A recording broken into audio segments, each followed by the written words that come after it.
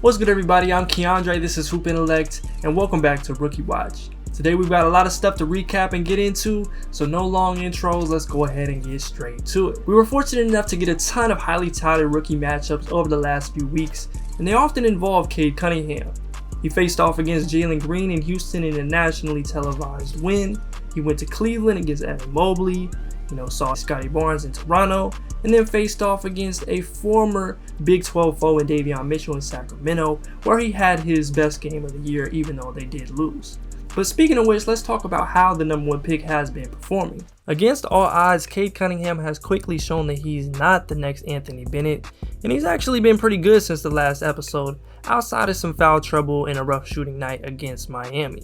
His last 7 games prior to it, he was averaging about 16, 7, and 6 with 2 steals on just over 41% from the field, not to mention several terrific moments down the stretch of games that we'll detail. But first, can we get a round of applause for his display in the Isaiah Stewart LeBron James fiasco? Whether or not you believe Stu really had cruel intentions or was putting on a bit of a show is for you to decide, I guess. But Cade was the only person willing and in the area to stop him from more seriously hurting staff members and security en route to where the Lakers were standing. I know this sounds like some sports cliche Disney movie type of reference, but it's at least not nothing, especially for a future franchise face. Yeah, I'm trying to stop him from maybe getting into trouble, I don't know. Something like that. Now, getting back on the court, one thing that has been a good development lately is Cade's frequency and willingness to use his handle, put different moves together on the way to the rim, and against big time defenders too. This isn't saying that he hasn't had some rougher moments and shouldn't still try to get downhill more often, but he's gaining confidence, and I'd say that he's improved as a driver since college. He's got to get those finishing numbers up though, being that he's at just about 51% in the restricted area on the year. Clutch has been synonymous with Cade for a while, and it's shown in a few games this year. Though he didn't play great against the Raptors, he was excellent down the stretch. He kicked off a late run with an open 3, and then Cade went to work on OG twice right after. On the first, he used his patented rocker step and bodied OG up to score with the shot at the bucket to extend the lead for Detroit. Then about a minute later, Cade gave him what I think was his best play all season. OG and Scottie switched, then Cade hang dribble cross left to right at OG's top foot. OG's so great at recovery and Cade sees Scottie in the middle of the paint, he quickly crosses back to his left, forcing the hip flip again, and now he has an angle which he uses to finish softly and over the top of the contest with the left hand. I also want to mention this Spain pick and roll that Cade has been getting so many open looks off of, and opposing defenses give me no reason to believe is going to change anytime soon. He's got to knock them down more consistently, but look out for it when you're watching Pistons games, if you happen to make that decision. One thing I will say, I am curious to see when and if Cade becomes a more efficient player from the field during his rookie season. He's definitely settling just a bit too much, but it's not like he's taking a bunch of contested shots. At a certain point, it's got to get better for a talent like him. This is the first time we've talked about the 7th pick in the draft in this series. Jonathan Kuminga has worked his way into the Warriors rotation and has actually been a really fun wrinkle for a team with the best record in the league. As expected, he's played the bulk of his minutes at the 4 and 5 spot offensively, but defensively he's been all over the place guarding everyone from James Harden to LaMelo Ball and DeMar DeRozan. A fully engaged Kuminga on defense has already proven to be a pest, even if some of the technical details and defending without fouling haven't fully been there yet. He had moments where he showed this potential in the G League and in high school, but this is just a terrific help side block on one of the game's best guards. Offensively, he's taken advantage of transition opportunities and still loves to use that spin and big body to shield off the defense in the half court. Offensively, he's taken advantage of transition opportunities and still loves to use that spin in his frame to shield off the defense in the half court on his drives. As he continues to develop and grow as a player, the spacing that the Warriors can offer him is really valuable. And I have no doubt in my mind that he can check just about anybody. He has the size, has the strength, has the quickness, has the length. Everything you want in a defender, he kind of has. So, he's going to be a hell of a defender. And, as he figure out angles and, figure out what guys like to get to, all those different things, it'll continue to get better and better. So I love that he's taking on those challenges. You see some guys shy away in moments like that. He's not shying away from those challenges at all, and it's beautiful to see. Herb Jones returned from injury and has continued his level of play, especially defensively. The Pelicans have been a big disappointment overall, but if you're looking for a bright spot, Herb is your guy. He's had some ridiculous moments locking up some of the league's top offensive players, recently adding MVPG Paul George to the list. And he played an even bigger role in getting a win against Memphis, scoring 17 points. Gotta stop fouling. I swear every game that I watch he ends up in foul trouble at some point. But you know, when you're making a positive impact on a game in a way he has, for a team that really needs it, you'll take it. Getting him in the second round is looking like one of New Orleans' bigger successes in the last 5 years, not including the obvious. Now taking a look around the rest of the league, starting with Evan Mobley. Mobley was slotted to be featured once again like we did with Cade, but with the injury it just made sense to push him back a ways. If you haven't heard, Evan Mobley is out 2 to 4 weeks with an elbow sprain. He was on one of the hottest streaks in the league and playing about as good as any rookie big man that I've had the privilege to watch before that second matchup against Boston. He was having a really rough game, possibly in part due to that injury, but it was compounded by it being serious enough to keep him out for nearly a month. Hopefully Mobley comes back in a timely fashion and performs like he was, because he was becoming better by the minute. In that first game against the Celtics in crunch time, he looked like an 8-year vet ready to make his 5th straight All-NBA first team. That's the level he was on. Just straight giving it to Jason Tatum for a clutch bucket among other big time plays like that chase down. He's so good and impactful without being ball dominant or a dynamite scorer. It's ridiculous, and hopefully he comes back as soon as possible. The door is open for Scottie Barnes to take the reins of the Rookie of the Year award, but his production has dipped a bit on both ends lately. He's been in a much different situation with Siakam returning and OG being out, just having different matchups and cutting off former driving and post opportunities.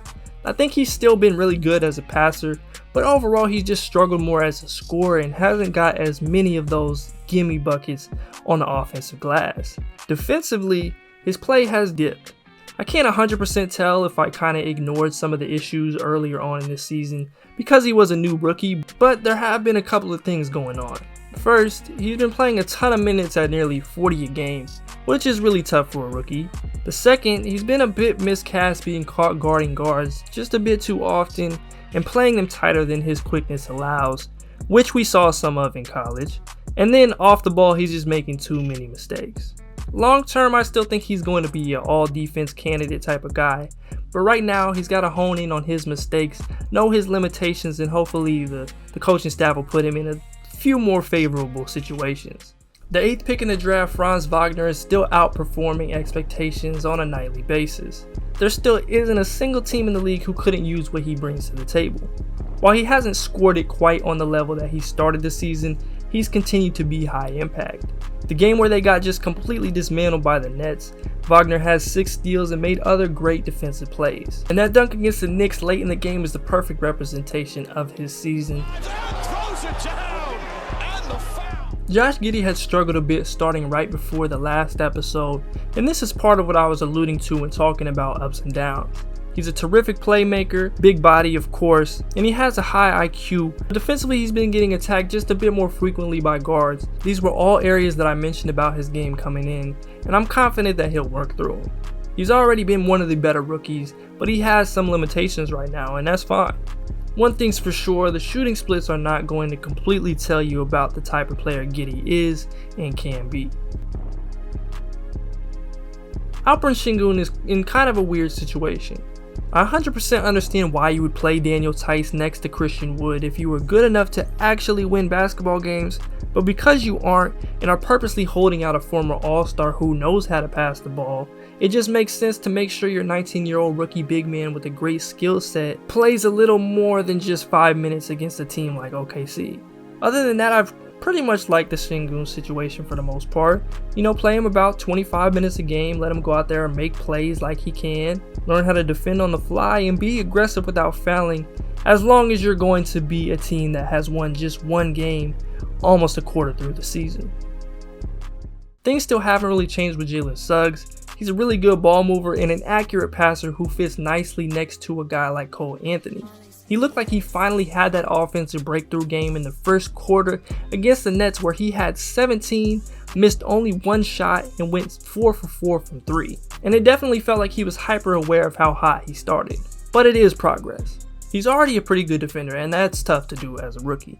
It's easy to count him out because of the box score, or have different expectations because he was the 5th pick or just a popular name in last year's draft, but he was always this Drew Holiday type of winning piece that you shouldn't place career judgments on after his first 15 to 20 games. Speaking of which, I will buy all of your Jalen Green stock right now. Of course, he has different strengths and weaknesses and is in a different situation than Anthony Edwards of last year, but the sentiment remains. Don't use catch-all stats to judge rookies, please. Advanced metrics in a 15-game sample size of a rookie just doesn't make sense. You have to look at what he as an individual can get better at and the situations that he's being placed in. That requires looking and watching the games. JG has had some solid performances despite the lack of dedication to putting him in great positions to succeed, like playing him off of Şengün among other things on this struggling Houston team. But at this point, I'm just hoping John Wall reappears so we can see what his playmaking, rim pressure, and steadying veteran presence could do for these guys. Now let's keep it going. A couple more shout outs or deeper dives into the rooks around the league. After going nuclear in the G League, Cam Thomas finally got a real shot against the Cavs and really sparked the Nets' run in that game, scoring 8 of his 11 in a hurry. While his game needs some tuning up, he can help this team in a microwave scoring role. Denver's Bones Highland has left quite a bit to be desired over his most recent games, and actually left one of them with an ankle injury, but he is officially in the rotation and has made a sizable contribution to the Nuggets in some games. I think he'll bounce back soon and continue to give them a spark. OKC's Trey Mann has been going back and forth from the Thunder to the Blue, which is cool, but I'd like to see him get more reps with the big squad given the roster makeup and how he's performed in limited minutes. If you didn't see, he was really good in the Sacramento game and even played a lot of crunch time minutes. While I do like the on-ball reps he gets in the G League, I think he's far too talented not to just get a few more opportunities with the Thunder, as long as Ty Jerome and Theo Maledon are the alternatives, and especially in the game Shea misses time. On nights where his scoring numbers aren't there, Jeremiah Robinson-Earl still makes a positive impact on games. He started lately getting well over 25 to 30 minutes a night, and he's looking like every bit of that career glue starter I thought he'd be. The three-point shot will come along eventually. He's still pretty streaky, but he has had 2 or more threes in 3 of his last 5 games. Ayo Dosunmu has continued to make a significant contribution off the bench for one of the best teams in the league. He's consistently shooting 40% from 3, playing good defense, and bringing a necessary energy to the game for a bench unit that doesn't have the most talent. I wanted to briefly talk about Zaire Williams because we haven't so far in this series.